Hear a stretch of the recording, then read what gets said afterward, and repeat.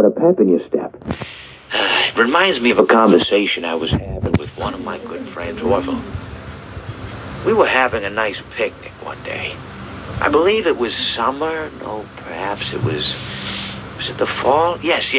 It was the fall because the leaves had turned already. But I said to Orville, I says, Orville, I have a story to tell you. And Orville looked at me, kind of odd and said, well, what's it about? I said to him, not every story has to be about something, Orville. Sometimes a person just wants to talk. Why does everything have to be a story? I said to him.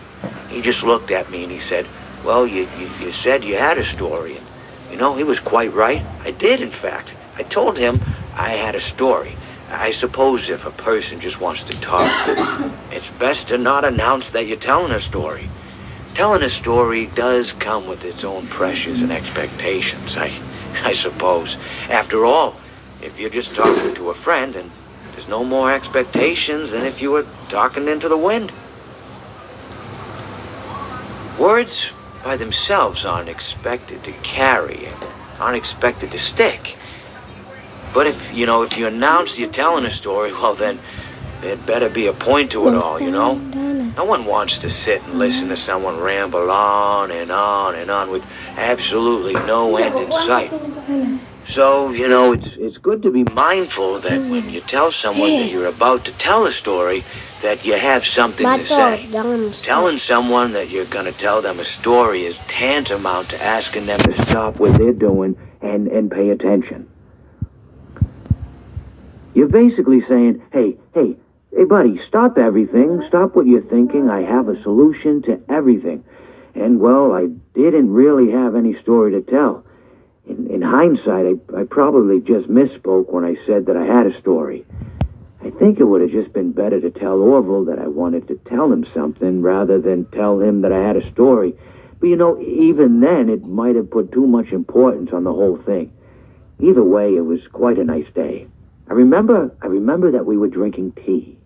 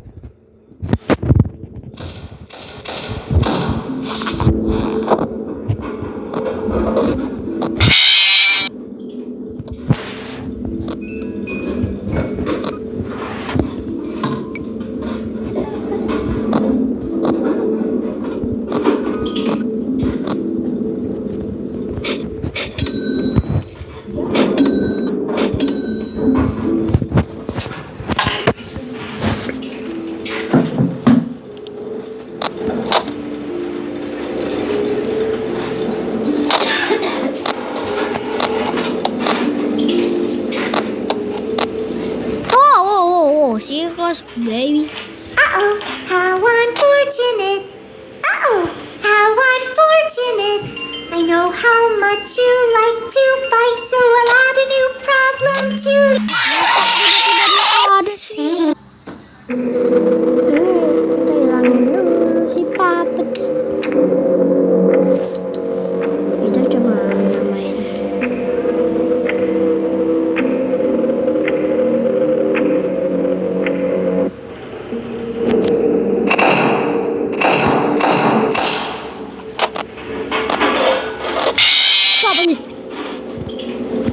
Apaan lah ini? Kosong semua.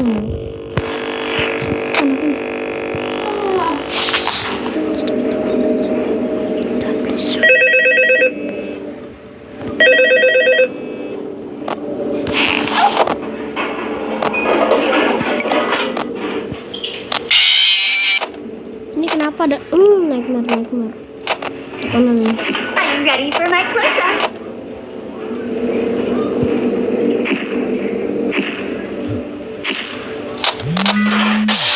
Kok tiba-tiba dia ada nightmare?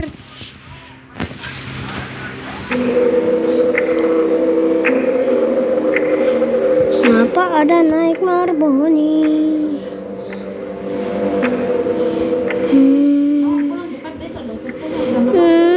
Aku mau ikut.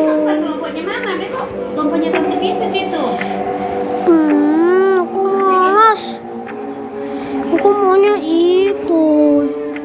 Nanti hari apa? Aku mau ikut. Nggak mau tinggal di rumah.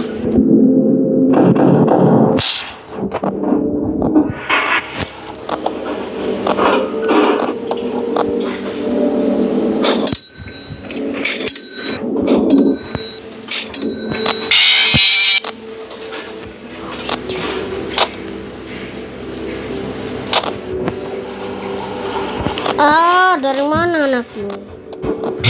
Stop. Aku kesana.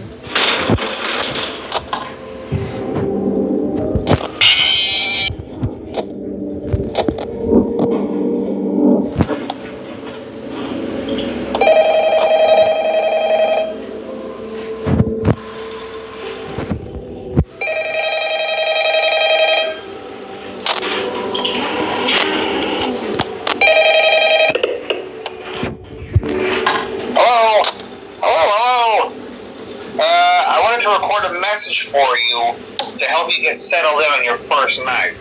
I actually worked in that office before you. I'm finishing up my last week now, as a matter of fact, so I know it can be a bit overwhelming. Thank you for But I depositing can tell you, 5 there's points. nothing to worry about.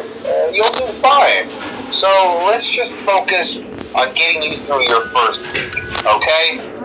Let's see. First, there's an introductory greeting from the company that I'm supposed to read. It's kind of a legal thing, you know. Welcome to Freddy Fazbear's Pizza, a magical place for kids and grown-ups alike, where fantasy and